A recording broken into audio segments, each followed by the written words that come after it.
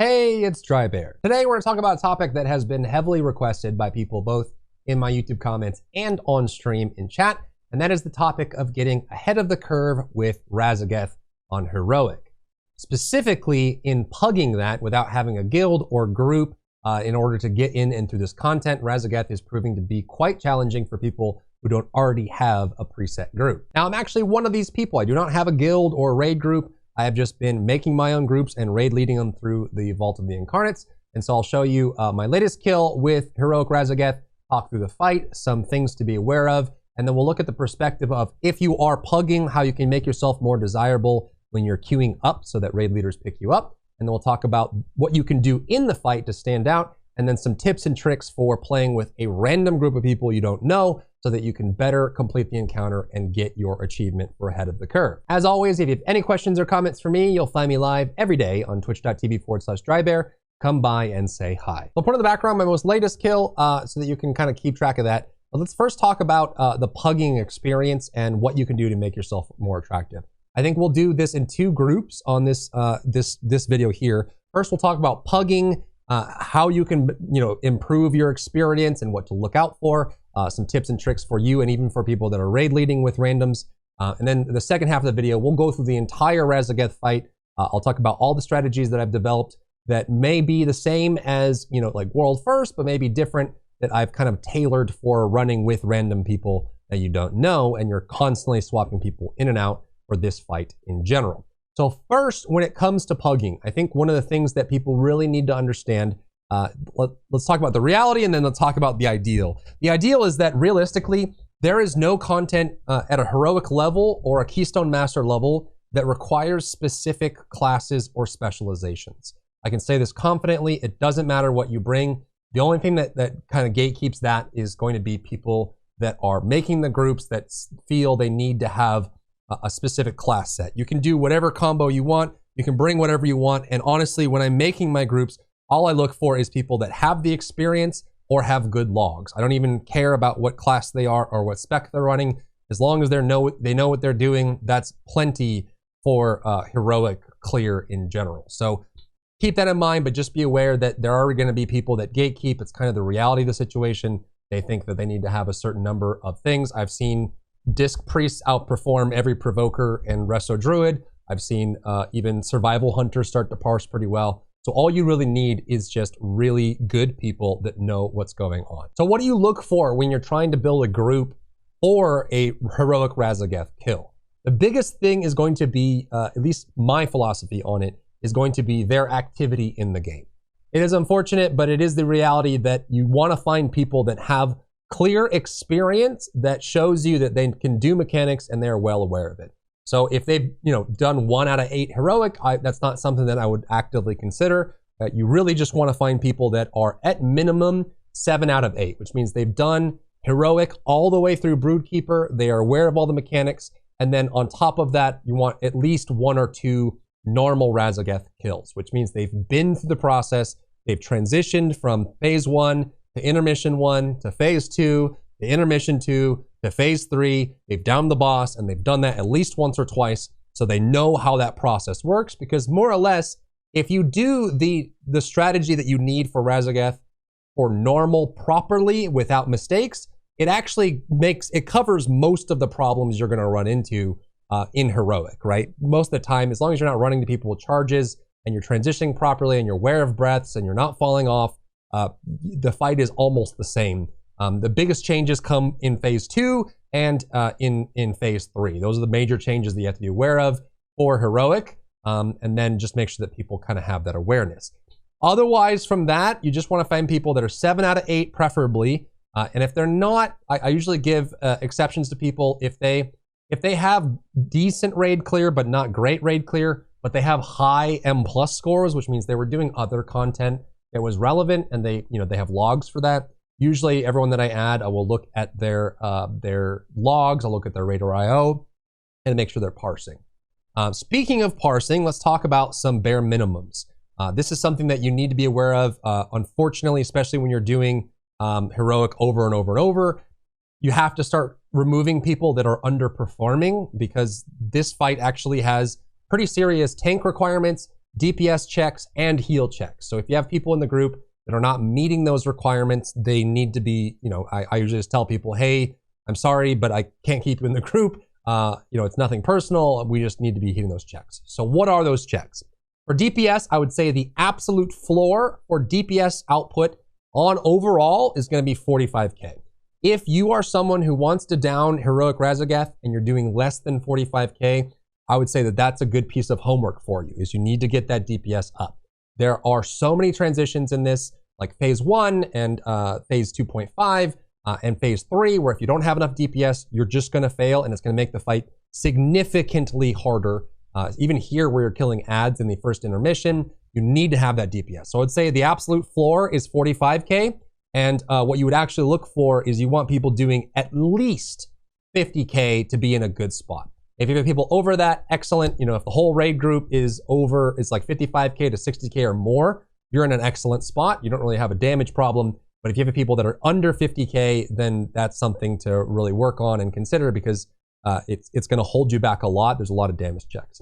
On the side of healing, I would say that once you're done with the first intermission and you're going into phase 2, depending whether you're over healing it or regular healing it, I would recommend over healing it. So the best comp I would recommend for Heroic Raszageth is actually 2-5-13, which is an extra healer. Generally you run like the equal split is 2-4-12, but I think 2-5-13 is an even split. The groups are balanced and you get an extra healer for really hard heal checks, specifically in phase 2. The phase 2 heal checks are insane. So if you're running 4 equal healers, so like 2-3-9, 2-2-6, 2-4-12, or 2-5-15 or 2-5-18, then I would expect every healer to be at least 50k or more. If you're over healing, you want everyone around 40 to 45k, but just know that if you're equal healing, which means you have one healer, 1 tank, 3 DPS, and that scales up. For every healer you have 3 DPS, then you would want probably at least 50k HPS from everyone involved, especially for this phase 2 check. And then for the tanks, they need to be able to handle 2 major mechanics for tanks, aside from just handling ads and being in the right position. The first one is Electrified Jaws. They need to be able to taunt swap on Electrified Jaws. If they're not doing that, like if you have tanks dying randomly in phase 1, then you have a tank problem. They need to be able to swap properly and keep themselves alive. The biggest thing is that the Electrified Jaws line up in such a way where when a new stack is applied to the new tank, the previous tank has about 4 or 5 seconds left on the debuff. So what I started having to do with pug tanks and pugs in general is I would tell them that since the tank that has aggro that's getting the new Electrified Jaws proc is popping defensives for that proc, let them hold it for an extra 4 or 5 seconds, and then when your debuff falls off, then you taunt swap. I've had so many pugs where the tank says, okay, Electrified Jaws just went out, I taunt swap. They still have their debuff on them from the last Electrified Jaws. Raszageth turns and one-shots them and they die because they didn't have any mitigations up. If you're having this happen in your pug groups, tell your tanks to slow it down, swap when they have no debuff. Otherwise, just kind of stay focused on that. But those are the checks. I would say minimum 45k DPS, minimum 50k HPS if you're equal healing it. Although I would say it's a little bit easier to overheal this fight just because there's so much going on. And that's kind of the general encounter there. And then specs don't matter, classes don't matter. As long as you have people that know what they're doing and they can get through it, then you're good to go. Things that I would say are very dangerous are any deaths in phase 1, any deaths to breath. Those are easily fixable mistakes, and those people need to sort that out if they're going to want to stay for the Raszageth heroic kill. But that's kind of it. Now let's go into the specifics of the fight. Strategies, process, comp, and things to look out for. And we'll start over from the beginning. So the big things that you have to worry about in phase 1, which is this first platform here, is the ads or the areas that spawn here. So take a look at this here. So you still get the static charges in phase 1. The difference from normal to heroic is that when you place down a static charge, it will start at a certain size and then it grows in size over time.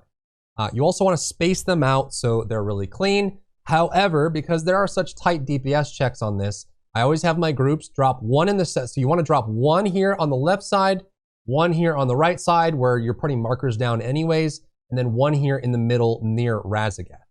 This one's super important, and the reason I mark this so close, usually, so if you see this little line here, that little carving indentation in the ground, that's about where you want to center the drop. So I tell people, come get your if you have static charge and you're going middle, go drop it centered right here, so that when it grows, the patch is just in melee range of Raszageth, so everyone can stack inside this puddle and still DPS the boss and do damage. Because you act like one of the hardest checks in phase 1 is being able to push her to 65% before you get the second set of sparks. If you can't hit that mark, you're behind in DPS, and it's going to make it much harder for you. It's very easy with DPS over 50k to push her to 65%, force that intermission transition, and then get her to move before she does the second set of sparks. So that's the first thing, is make sure you have markers down for these and have people go to the right spot. There is a weak aura that'll show, it'll tell you when you have a charge, and if everyone has the weak aura, it'll announce where you're going, left, right, or center, and I can put a link to that weak aura down in the description if you'd like to utilize that for yourself. There's several versions, but they're all incredibly useful. The next thing is something we already talked about, which is electrified jaws. This is a tank mechanic. The tanks have to, I would recommend tanking her in the center of the platform if you have enough room to deal with the static charges. But make sure you're swapping every electrified jaws. And like I said, it was a big cleanup for my pugs having pug tanks, that they would taunt only when their debuff falls off, not right when the new one gets applied, because I've had a lot of tanks just drop dead from a melee attack because they still had the debuff on them, but they didn't have mitigation up. So I recommend letting that debuff drop, then taunt. She's usually casting something anyways. Then you have to deal with the knockback, which is really big. And again, because you have this circle here in the middle, what I would do is have everyone come here and stand at the edge of it when the storm wings are coming out. Then right before it goes off, then they step in early. The reason this is important is because when you're inside of the static charge puddle, you can't be pushed back. So if you stay standing out here and you get hit by the storm wing, you'll fly way back here into the back of the puddle, and you have to walk your way back up.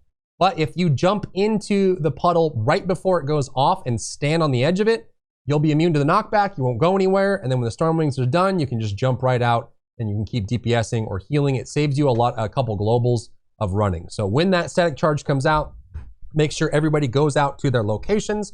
Let's see if we can jump over to a spot. Okay, so this is it. The bombs go out. You can see that people have the bomb marks. All three of these, you have one that goes there, one that goes here, and one that goes here. And we're on Discord, I'm telling them kind of where to put this, and they have them center here on the orange marker. And you'll see, like, right when this goes off, everyone steps forward into the boss. She has a massive hitbox. You don't have to stand anywhere. Remember that right after the first static charge, she will always do a lightning breath immediately on someone random in the raid. Do not die to this. I always tell people this is dishonor. This is, you shouldn't be dying to breath ever. This one's the most choreographed because it's always at the same time. So be aware of that. So you can see right here, if you have her tanked in the middle and you place the center marker here, you can stand right here and still melee DPS or heal easily. And then right when the storm wings comes out, you can very easily just wait for it. Electrified jaws, they swap, push back in 1 second. Here it comes. And I tell my raid, step inside the puddle. They step inside as long as they're in it. We can AMZ, we can rally, we can darkness. No one moves because they're on the edge of the puddle, and then you can step right back out. We didn't lose any DPS, we didn't lose any HPS. Well, that whole mechanic gets handled. So I recommend you be very strict about this because it makes phase 1 a lot easier when you handle it. Then you have the static charge. Make sure people are healing up. Healers, feel free to spend more mana in phase 1 because you're going to end up using less in the intermission. It shouldn't be too heavy on that. You just want to make sure that everyone gets topped up and taken care of, and then you just kind of go through that same process. After 2 pushbacks, that's when you get sparks. So here's the pushback. We step inside, and then after 2 pushbacks, you get sparks. This one is a big failure point for pugs, and you've probably experienced this in your groups as well. So this will go out. Everyone in the raid gets this AoE around them. A couple things that go wrong with pugs. When they have this circle around them, sometimes they'll like dip out to Africa and stand out to the edge of the marker. One thing I always tell my pugs is that only go as far as you need to. So you'll see here, my circle around Mr. Bear. As long as no one's in your circle, you're fine. As long as you're not in someone else's circle, you're fine. You don't have to go farther than that. you can see this Drakthir right here. This guy, he just needs to go a little bit further. This guy here, if no one's in your circle, you don't have to move, as long as there's no overlaps. That's the biggest thing. The biggest part about these on Heroic is that they need to be interrupted or CC'd or dispelled twice instead of once. And this is why it can be really rough, because if there's one that's way off in the distance and someone can't get it, it's probably going to be a wipe because the damage is insane. So if people just kind of stack together in the right spot and they stay close enough, you can do big AoEs, big knockups. Drakthir have, Evokers have 2 of them, the pushback, the knockup. Druids have in-cap roar, which is insanely good. So I always tell people, only go far if you can get both of the interrupts. If you have a CC and an interrupt, or 2 CCs, or you can purge it, whatever it is, feel free to go as far as you want. If you're someone who cannot get your own, you don't have a CC, you're like a priest or something, even then you can Psychic Scream, but you're some class that can't get a 1 or more than 1, then keep it as close to the raid as possible so people can go get it. And I always tell the pugs, as soon as those spawn, everyone just needs to run around and make sure they're all good. You can stop DPS on the boss, make sure no bursts go off, because it's insane damage, it hurts too much. And then you're just back to the same. Tanks are swapping on Electrified Jaws, drop the static charges on the outside. Right before, you want to group up, step inside so you don't lose DPS. Make sure it's close enough that people can do melee, and then you come back out again. And then at 65%, she will fly up in the air and you'll have people go to their sides. So with this particularly, you want to split the raid group into 2 groups. I usually do odds, which is 1 and 3, and then evens, which is 2 and 4. So a lot of people like doing odds go left because people like left as a starter. So odds usually go left, and I'll mark it, and I usually will mark the tank that's in that group the same color marker as the marker that's over there, and then evens will go to the right side. So this is 2 and 4, and this is 1 and 3. And at that point, once she jumps up in the air and you hit the damage check, which means you didn't get the second set of sparks when you push her to 65%. Boom, she's up in the air. She can even cancel the static charges. Next, on this part, as you can see people getting in position here. So, a couple notes on this, issues that I have to sort out with pugs. Depending on what side you're in, there's going to be a different rotation and something you should be aware of. So starting with the left side here for odds. Notice where we're standing, and then notice where this thing is here. This is your transporter to go to phase 2, which is over this way. If you're on the left side, you're going to have an add here, an add here, and an add here. The incorrect way to move, the inefficient way to move, right? Since you're going to go over and land, you're going to go here and land here, is I've had tanks go this way. The reason this is weird is because you're going to kill this mob, go all the way over, kill this mob, and then you have to go back to the transporter. Not very efficient. So when you're on the left side here and you have mob, mob, mob, the easiest way to remember this is land on this first mob and then go the opposite direction of your teleporter. For the left side, it's counterclockwise. For the right side, it's clockwise. So we'll land and we'll go this way so that when we kill the last mob, hey, teleporter is right there. We don't have to go anywhere. We don't have to run around. We don't spend more time on this platform than we have to. We can easily go and set up for phase 2. Same thing for the other side. It's just clockwise instead of counterclockwise. And the next thing I'll say is that position yourself in the right spot. You know that the mob is going to be closest to the phase 2 platform. So the mob is going to be right there. I've seen people like stand here and then they go and they land here and then they have to run. You can angle it. So you see how I have the marker not centered? I have it to the right here. What the reason for that is if you stand to the right, you can aim yourself right at that mob and land right on top of it. So keep that in mind that you can very easily just stand to the right here. You'll see this person, like they go way over there. We go over towards the mob, much better. And that way, once the Stormwind comes out, you're good to go. You land on the mob and you're right on top of it, immediately getting right into it. Attack these, usually with the first set, especially with pugs that aren't as good as controlling their threat and everything. Give the tanks a second on the first one. It is really painful if the tanks don't get aggro. I'm sure if you're a DPS, you've probably been meleeed by these mobs more than a couple times and just died. So usually on the first one, either misdirect, tricks of the trade, or just give the tank a second on the first one. If you're a tank player or you have a tank in your group, make sure they save something. So Incarn for Druid is really great because then they can spam Thrash and pull threat. You can use Divine Toll. You can use Blood Boil with tons of AoE on top of that. Warriors can fill full rage and then spam revenge over and over and then shockwave to keep them in place. There's plenty of options for everybody. Just be aware that that initial threat is really rough. The next thing to think about when you're here, let's go back to the beginning.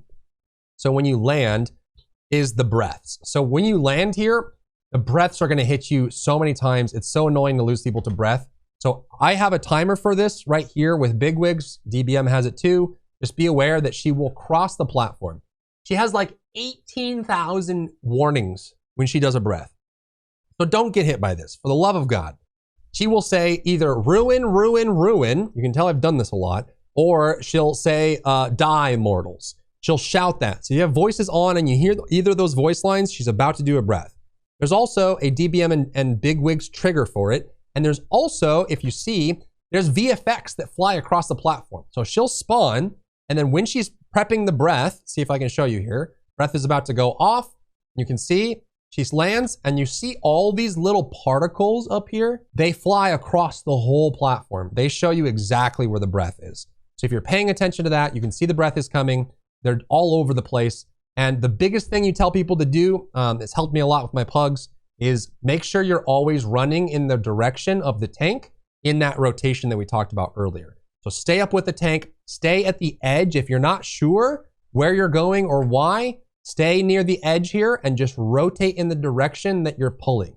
You can keep up with the tank, you can kill the ads, you're staying out of the way of the breath, and make sure you call it out. There's also weak auras for this. I can put a link to those down in the description. There's one that shows up and says, hey, breath, idiot. It's on big on your screen. You can see right here. You see all these VFX? You see these? Look at all this stuff. Look at these little clouds. They're sucking right into her mouth. It's like a vacuum cleaner, man. It's so obvious. So you can see that. She yells, die, die, die, mortals, or ruin, ruin, ruin. And then she does it, and you just keep moving. Losing people to death, to breath is just, it's the biggest L you can have in this fight because it's a waste of a battle res. You lose DPS from them. Keep rotating, keep killing the ads. Make sure you're kicking and interrupting the ranged ads so you can pull everyone in for the boss. For the big pull, just cleave it all down. Interrupt as much as you can. When breath comes and you're not sure whether you're going to make it or not, get out of the way, kill the ads, go back to the platform. This intermission has to go very quickly because once you go into stage 2, everyone needs to be there on the second platform ready to go. Otherwise, there happens to be problems. So I would say in general, if you're having, I've had to fix this many times, where one platform is behind the other, I would make it kind of a general rule is you should never on heroic have to go and help someone with their platform. Unless they're like on the last hit of the ads and they're right on top of the teleporter, if one side has to go help, it's not a good look. And you may need to, something I've had to do is, usually figure out who's on the DPS charts, look at the DPS charts, figure out, take someone that's high in the group that's going quickly and swap it with someone who's low DPS that's going in the group that's going slowly. Swap them, let them know they've been swapped. So that way the DPS is balanced out a little bit more because you need everyone arriving at this phase 2 platform at about the same time before phase 2 begins. Now, let's talk about phase 2. This one is one of the hardest, if not the hardest, sections for healers. Healing through this is rough, and that's why if you're pugging, that's why I recommend getting an extra healer. So you can do 2, 4, and 10, or 2, 5, 13, something like that, where it's just a little bit heal heavy, but it gets you through this segment. Next, let's talk about the charges. So this is your plus minus mechanic. When you land here at the start of this encounter, and then until Vault Integrity up here hits 0, you'll get probably 2 to probably on average 3 of these in general.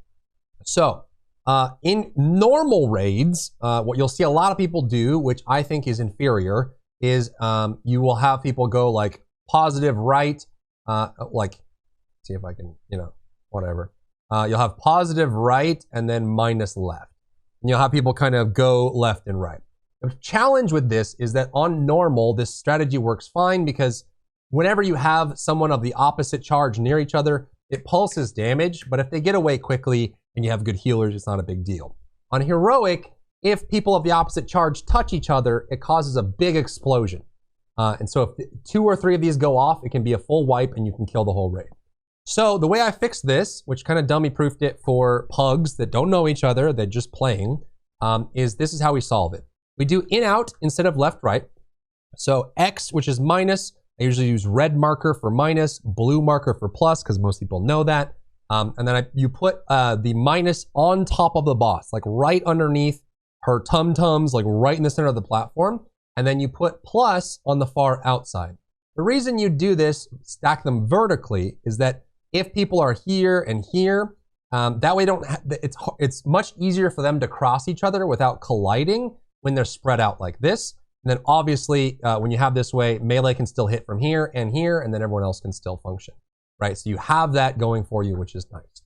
What I did for this to make this cleaner for pugs is when you land in phase 2, I just have everyone spread out. Spread out, range 5, just by default, don't be near each other, spread out. You see, like, I'm on Discord saying, spread out, get some distance, and then plant your feet. Don't move, don't run, don't strafe, don't do anything. Just stand still and wait for the charges to come out. Once the charges come out, I always tell people, pluses stay still, minus goes in first. So give it a second. When they land, minus goes in, and then once they're out of the way, then plus goes out. You have a couple seconds before this goes, but you can see, like, boom, all of the minus tornadoes are going in, and you know that there's nothing in the way. And then once the minuses are in and are out of your elevation, plus can go out and over without colliding. You see how clean that is? This has tremendously improved my plugs. Just as long as people are listening and paying attention, as soon as the marks go out, boom, minuses go in. You can see if plus doesn't move, people can walk around them and they're not worried about colliding. Give it a second, let minuses all come in, then all pluses go out. You stack together, because when you're near a similar charge, you get a buff effect, which is super useful. So you have all the pluses stack on the blue marker, all the minuses stack on the red marker. It's very crucial that you actually stack together. It's either on, off, like it's binary for the buff, but stacked healing is significantly better than spread healing. And this is a big heal check for all your healers. So make sure you're giving them some love, stack as tightly as you can on the marker, and then let the AoE heals go out, and you'll push through it. Next is being able to survive this. So there's a couple strategies for this. First is you either bloodlust in phase 1 on pull, and then you get a chance to bloodlust at the end of phase 3. If you're getting through phase 2 without bloodlust, that's probably the superior strategy. Then you get 2 of them and you get some benefit in the final phase. However, if you're struggling and dying in phase 2, an alternate strategy for that is to not lust in phase 1 and lust on the second storm surge in phase 2, because it's twofold. Firstly, this storm surge continues until you break her shield. So this shield here, and you see I have like a weak aura for it, until that shield is gone, she will just keep pulsing and pulsing and pulsing, and eventually everyone's gonna die. So it's important to do enough healing to keep everyone alive, but it's also important to do enough damage to break that shield quickly before Storm Surge ends. If this cast ends, you get a debuff that pulses damage permanently for like the next 20 seconds or something. So it's a DPS check, which again, if you have people under 50k, you may be failing this DPS check. And it's a heal check because it's tons of damage. The next thing you can do, which I don't know if we're able to get this right in this kill. Storm Wave is the big pushback. She keeps doing that. However, you want to be able to reduce the damage this does, because there's other AoEs, like when she just, the AoE circles and people have to spread out, or there's charges or pulses, whatever. You want everyone as high HP as possible from this Storm Wave. Make sure you're good to go. So what I do is usually on the first one, have everyone grouped together because the charges are gone. Use AMZ, Darkness, Rallying Cry, Aura Mastery if you have a Holy Paladin to reduce damage. Heal up quickly and then get back to your spots. And then you know that a Storm Surge is coming again. Everyone spreads out, plants their feet, stops moving. You don't want people wiggling around. The only exception is Havoc Demon Hunter, because they have to move for their rotation. Everyone else, there's no reason for them to do it. And then right there, that's how you handle the sparks. The big AoE, the big circles that come out. Everyone that gets them comes to where you landed in, and everyone that doesn't get them goes to the other side of the platform so that they can fall off. These circles that come out, if anyone's in the circle when it ends, it will transfer another version of this AoE to that target. So it's very important that people that get it, they get it out. It saves you a lot of effective healing that you need to put out if they dissipate on the first go and there's no extra damage. Next, you're gonna get sparks again. Again, same thing as phase 1. Don't go any further than you have to. You can see they're still clustered here, but if you're not overlapping anyone, like we actually have room here. See me and this person here? We can get even closer because these, as long as the circles aren't, like as long as my circle isn't on top of her, everything's fine. That's plenty, that's fine, that's good to go. So just go ahead and do that. And then again, you need to make sure that there's tons of AoE. Get these, you can purge them, like priests and shamans can purge them. You can knock them up, you can knock them back, you can knock them down, you can stun them, you can do anything, and you can interrupt them, whatever it is. Just make sure you get all done. And then usually I'll tell people to go run around and make sure that all, like, it's like you're cleaning up after a party. Make sure there's no trash, get everyone, get them all, and then get back on the boss. And then you're right back to Storm Surge again. So this is kind of the next thing, is if you are doing the Bloodlust strategy for phase 2, this is when you would Bloodlust. Storm Surge grows out, people get their charges, get in position in the 2 spots. Once everyone's stacked, you Bloodlust. Bloodlust helps the healers heal better, and it helps the DPS do more damage so that you can survive this. If you have overhealing, which is why I recommend going +1 healer on this, you don't have to do it, but just make sure you're using personals, all that kind of stuff. And the damage is good enough that you break the shield and you get out of it. And it's just going to repeat this over and over. You're likely going to get 3 Storm Surges, and then you're going to get many, many Storm Wings. A quick note, although I don't think we have it in this play, there's a little bit of a trick on the Storm Surge, the Storm Wing, or Storm Wave. You'll see that we have a gateway down here, a Warlock gateway. If you take the gateway from the outside of the ring and place the other side to the inside, and then when she is casting Storm Wave, I can see this here, she has a cast for it, she'll cast Storm Wave. Go ahead. She's going to do Sparks, and then she's going to do Storm Wave. Sometimes these line up and it's really bad. This is why you sometimes can't use the strategy because they line up. Tempest Wing. So when Tempest Wing goes out, and that cast gets to exactly 1 second, if you take the gateway inward, you'll skip over the wave. Some people won't even take damage, and you won't be knocked back, which saves you a lot of healing. It saves you uptime. This does a ton of damage. So if you have a Warlock in the raid, you can use this to avoid it. Obviously, you go on cooldown when you have it, but generally, it's a nice strategy to have if the sparks don't line up weird and you have it there.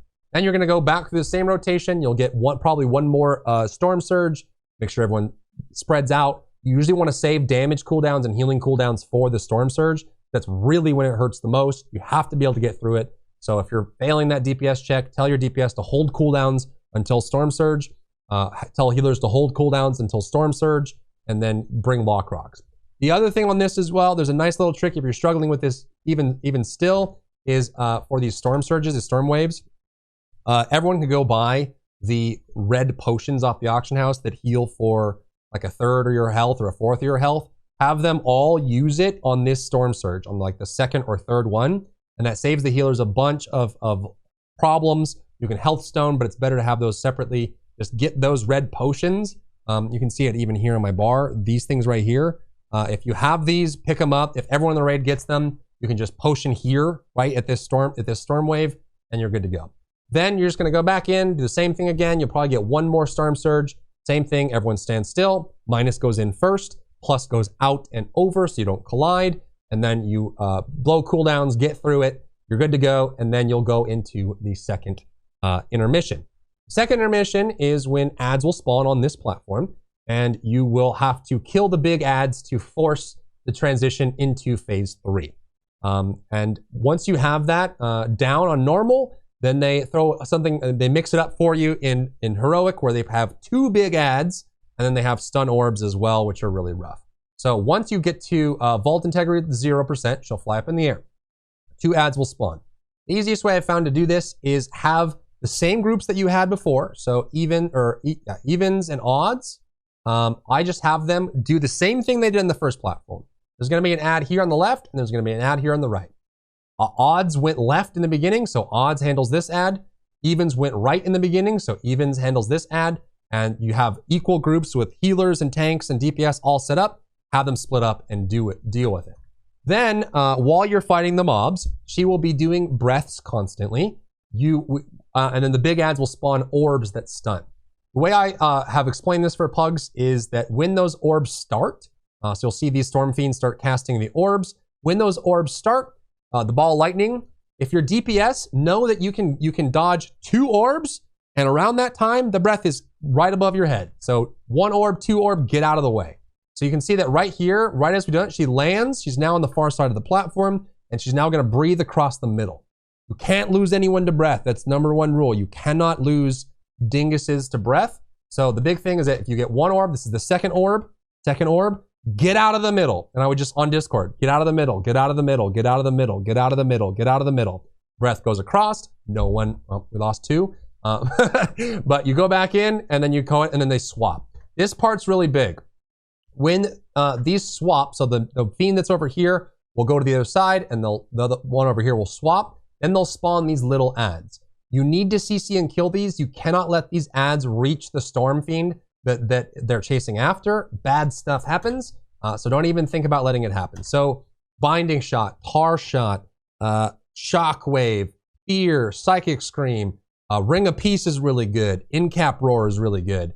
You can do Drakthir, Evoker, Knockback, Knock Up. You can do all kinds of things. Typhoon, Ursul's Vortex. You can do crazy amounts of CC to get these guys there.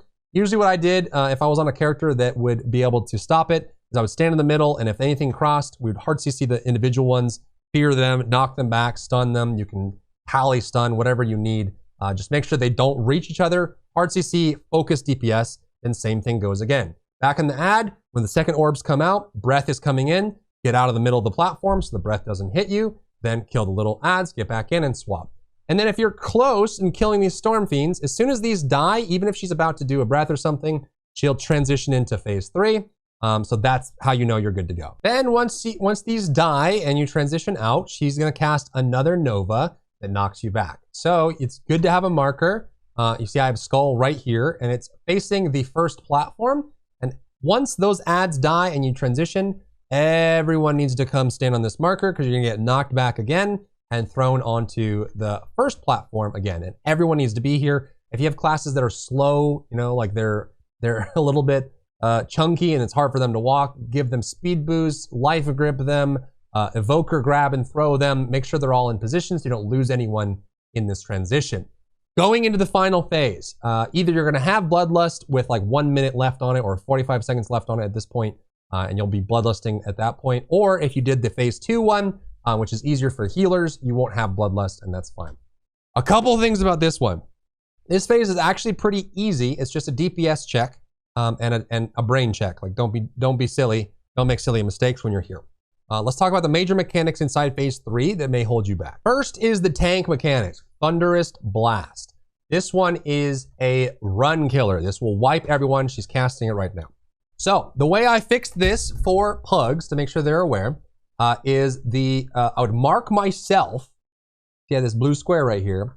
And then the tanks would be marked. And then everyone else, like it's like imperative. I tell everyone, do not ever be standing near a tank. You cannot stand near tanks. If you're near a tank, they have cooties. You're gonna keel over and die if you're within any amount of distance from them. So the reason for this is Thunderous Blast. She'll shoot this big blast outward. See, big beam, boom. And then when this Thunderous Blast is done, it'll deal damage to the rest of the raid based on how much damage it dealt. This is a tank mechanic. The tank that has aggro needs to make sure there's no one nearby, because obviously if it hits more than one person, you're gonna wipe. They need to pop as super mitigation. You know, you need to have like your big shields, damage reduction, magic reduction, spell reflect, spell block, whatever you can do. Make sure you minimize the damage that this Thunderous Blast does as excessively as you possibly can, because when it's done, based on the damage it dealt, it'll pulse and hit the whole raid. If a tank is good, especially if they're like a DK or like a Brewmasters can get to like really high stack on Purifying Brew and Celestial Brew, and they can get this big fat absorb shield, which eats the whole blast, no damage goes out. DKs are good at anti-magic, Prot Warriors are good at anti-magic. You can even bubble it if you want to do as a Prot Paladin. Bears can do like Survival Instincts plus like Rage of the Sleeper or something and just reduce the damage to like nothing. And then you can also, you know, everyone has an option. You can also spikes and like Fiery Brand and keep yourself alive as a Demon Hunter. But it's very important that no one but the tank that has aggro gets hit by this, and then you're ready to heal up right after. So you can see that Thunderous Blast goes out, and that's why you don't have anyone standing next to it, because if someone's next to the tank and they eat the Thunderous Blast too, the damage they take will be explode out and wipe the entire raid. So that's not good. Never stand near a tank. The reason we're all standing together for this is a couple reasons. It's a little bit extreme, but it helps solve my pug problems. Everyone stacks on me, which in this case I was playing a resto druid, so I wasn't, I wasn't a tank, so it's fine. There's a couple reasons why I want everyone stacking. One is so that we know where everyone is, right? Everyone comes and stacks in one spot. Here's a tank.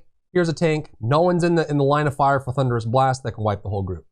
Then the next mechanic that you have to be aware of is going to be a new mechanic for Heroic, which happens usually right after the first Thunderous Blast, but there's a small circle and a big circle.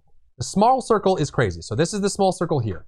Someone will get an arrow over their head and a small circle around them. At the end of this charge, it'll explode, deal damage to the raid based on how close they are to that person, and then it'll suck everyone into where that person is standing. So the way I handled this with Pugs is I have everyone that's in the group here. We know where everyone is. The person that is here, usually they'll go the opposite direction of the tank, or you just designate a direction, just say, hey, charge person, you're going clockwise, you're going counterclockwise, whatever. Have them rotate away from the group, get as far away from the group as they can. The group is all together, and then the group gets pulled to the location. And the reason you want to do this is because sometimes she'll be doing a breath. You see how breath is about to go off right before? So right here, if you have them go this way and she's shooting this way, you can go through the breath. Some people can take damage from it, which is not great. Some people did take a tick of damage from right there. But that's how you deal with that mechanic. Make sure everyone's in a good spot, in a safe spot. You're like this little group huddled together in fear. The person with the charge goes away from the group and away from the tanks, and then you're just aware of where that pulls, and then you just heal back everyone up. The other mechanic is this one.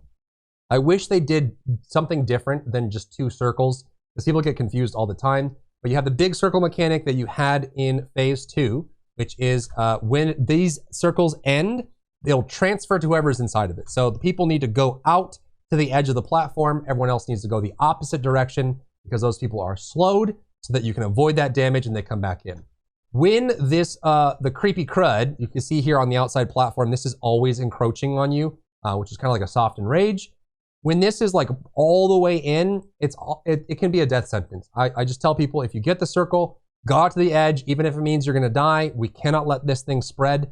So if you get unlucky enough to get it, just go to the edge. If you can immune it with like turtle or bubble or ice block or whatever, or alter time, do so. But if you can't, just walk out. Hopefully the healers get you. If they don't, you die, whatever. That is what it is. In Pugs, there's not really much else you can do. That's honestly the best strategy in dealing with it. So the problem is, and I've had groups like wipe on 1% from this, where they get the little circle and they think it's the big circle. So they run to the edge, and then when the little circle ends, everyone gets sucked to the edge, and then everyone's in the goop. So just be aware, little circle is stay together, move away from the group. Big circle is take it out and get away from it. And then you're just going through that. That's basically phase 3. You're getting closer and closer in. You're still gonna get storm waves. You can use the Warlock portal here if you want. It's still very effective if you have a Warlock in your group, so you can push through that. You're still gonna breathe. There's still gonna be stun blocks on the ground. Thunderous Blast needs to be dealt with. She'll still be doing Electrified Jaws in the tank, so they need to be swapping properly. And then you just deal with the circle, the little circle that sucks, and the big circle that deals damage. That's it. So you can see how like I'm running this way, away from the breath. Everyone stays over there, one clump, then everyone gets sucked in, including the tanks. We move back, we reset. Easy, good stuff, very clean. And then you just keep running until you burn her down. If everyone's over 50k DPS, and all the healers are over 50k HPS, you should be able to get this as long as people aren't dying to random things. That's basically it. And then you can kind of sit through this. If you went the strategy of the double Bloodlust, you can Bloodlust about a minute into this phase, burn her down, you've got your kill, you've got your bonus, boom, that's Raszageth. So hopefully this was clear for you guys. If you're a pug and you are struggling a lot, don't worry, you're not alone. A lot of people are having trouble killing Raszageth for AOTC, but hopefully this video gives you a very in-depth guide on strategy, pugging, how to get through it, how to get into groups, what you should look for, what your numbers should be at, and what everyone has to do, DPS and otherwise, and some strategies that work for groups that aren't as coordinated as a guild. And I hope this helps you guys get AOTC because it's super cool. I think Raszageth is a fun fight, and you guys deserve the achievement. So as always, thanks for tuning in.